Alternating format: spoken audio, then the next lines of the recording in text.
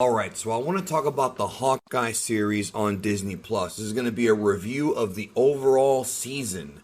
I guess it's the first season, even though they haven't announced another one, so it might be the only season.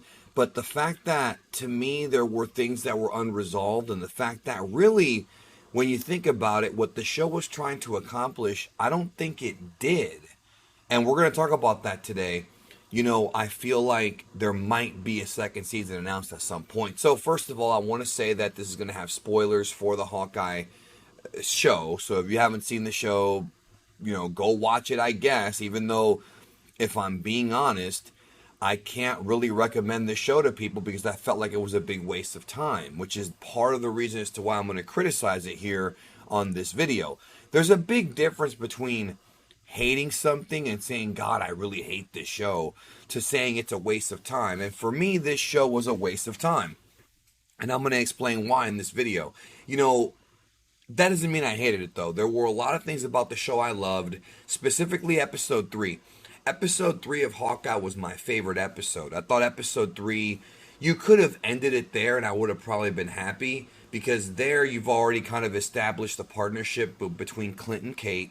You've already established Echo as a character. Really, that episode of Hawkeye did more for Echo's backstory than I think a whole Echo show could do. Because as of right now, as of this video, I am not in any way excited for or anticipating the Echo show. I'm not. I don't care. I do not care about that character.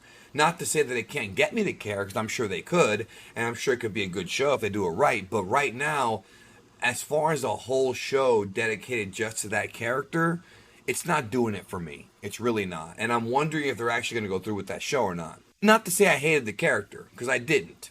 It just does not interest me enough nor get me excited. Now, it's going to come down to those early episodes, because I wasn't too hyped for that Loki show until like some of the last few trailers came out, and then when the first couple episodes aired, I was really in. So, yeah, I think that would, it could work. It's just that with Loki, I'm a lot more acclimated to the Loki character than I am the Echo character. Echo seems like it's just a side character, whereas Loki is anything but. So that's what I have to say about that. So if this show's goal was to get me hyped for Echo, didn't really do the job.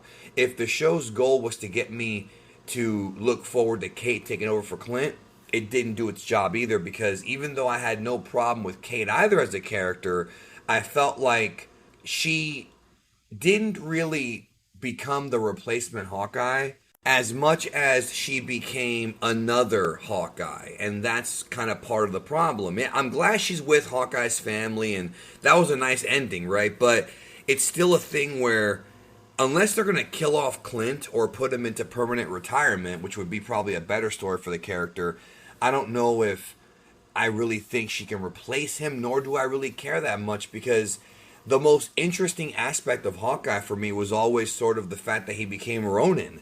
Like, that's the most interesting thing, and they had a good chance on this show to really explore that, and they did. They did explore it, but not quite as much as I wanted them to.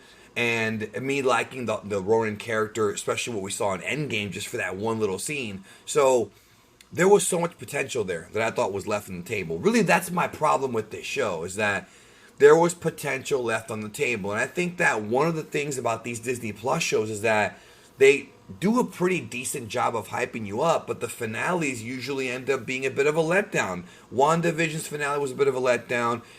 Captain America, or Falcon and Winter Soldier, that one was probably less of a letdown, because the show itself was, it was fine. I didn't dislike it at all, and it really built up well near the end, but it wasn't like I was super into it like I was WandaVision.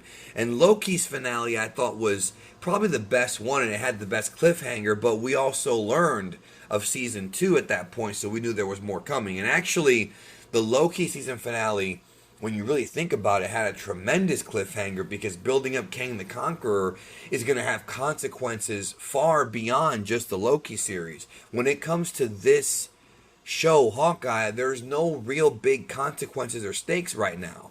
Like, there was the last episode had some fun sequences, don't get me wrong, there was some good stuff there, I'm not trashing it, but ultimately it was very mediocre.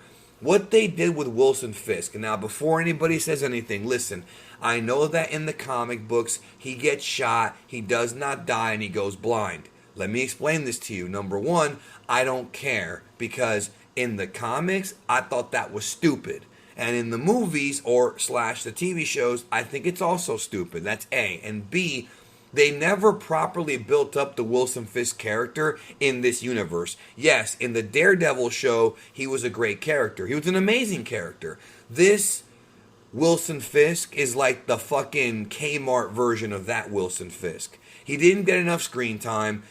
Something was off about the way he was like, I don't know if it was the ADR work, I talked about it in my review, but something was off about him. I don't know what it was. Something was off about this Kingpin. And I loved the teaser for what they were going to give us in the finale.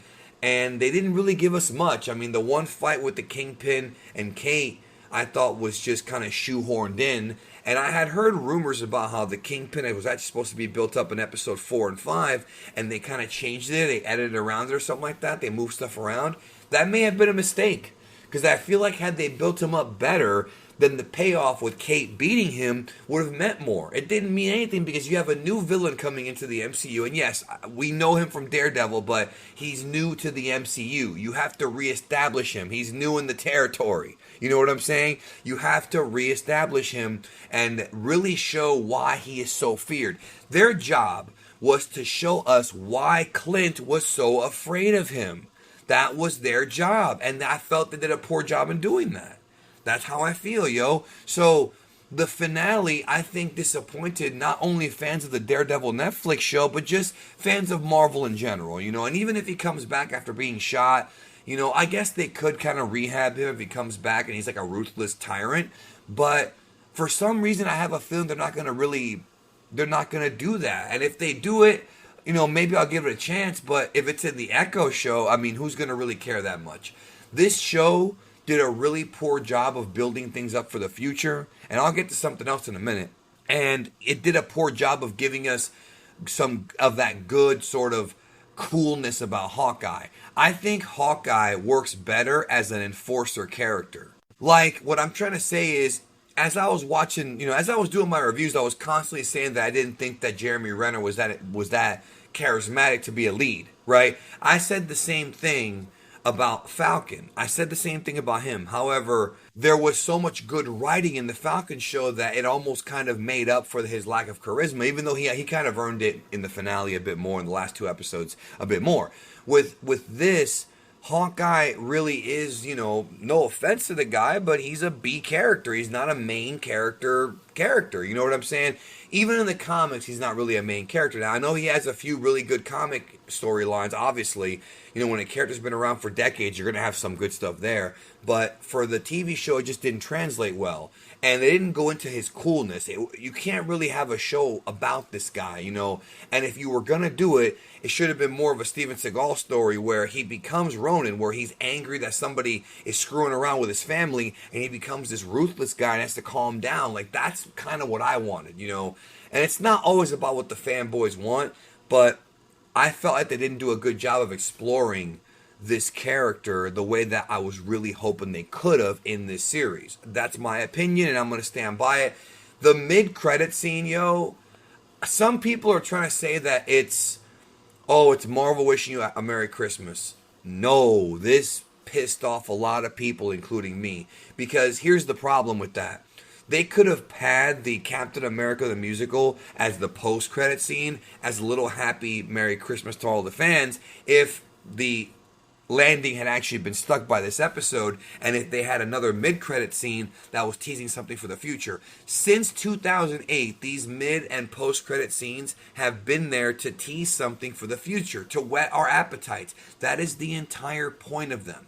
So when they have one like this, it's either A, somebody changed their mind last minute and took out what they were going to do, or B, they are just being very short-sighted, not realizing that you've already kind of acclimated your audience into thinking that they're going to get a teaser for something big or, you know, a new character coming in or something, and you give them that. which was a bit in the first episode that really didn't get over that much. It was funny for me, but it was funny for like a minute, then we move on. That's all it was. It was funny because Hawkeye's watching this comedic portrayal of his events where he almost died. You see what I'm saying? That's why it's funny, but actually watching it without the Hawkeye story being tied into it, it's just boring, bro. Like, what's the point? And again, it's just, it was very poorly done, bro. Very poorly done. They weren't thinking when they came up with that. You know, they should have given us a mid-credit scene that teased, you know, Charlie Cox's Matt Murdock or something for the future that's interesting. The return of the Kingpin, whatever, something. It doesn't have to be that. It could be anything. You know, Bullseye coming in, another character. It could be anything, right? Instead, it was just the musical. And it just, I think it left a sour taste in people's mouths who have been watching this stuff from the beginning. These Disney Plus shows, you know, some people are saying that, we shouldn't really be too excited for them. We should kind of lower our expectations, but it's like, dude, Marvel Phase 1, 2, and 3 delivered so well that we can't really lower our expectations like that easily, you know what I'm saying? Plus, a lot of times these shows are meant to be important to Phase 4, and of all of the shows, every show accomplished something. WandaVision established Doctor Strange 2 and Wanda's future and White Vision. Captain America or Winter Soldier and Falcon established Falcon becoming Captain America, right? And the new villain, which is Sharon Carter. Loki established Kang the Conqueror and the messed up timelines in the multiverse, and also introduced, new characters, Owen Wilson's character, Girl Loki, whatever. What did this show accomplish? Yelena was already established in Black Widow, and she wasn't that interesting, and to me here she wasn't that interesting either. So it just, again, I didn't hate the show. There were some things I liked. Episode 3, some of Episode 4. Vera Farmiga's a great actress. There were things I did like. Wilson Fisk, I wanted more of him, but that was a letdown. Ultimately, this show felt like a waste of time and a disappointment, and you never want to make your audience feel like they wasted their time. You never want to feel that way. Even though they did entertain me for a few episodes, I'm not going to knock it. I didn't hate it, but it felt pointless. So those are my thoughts on Hawkeye Season 1, or the only season. I'm sure we'll find out. Thanks for watching. What did you think? We'll talk soon.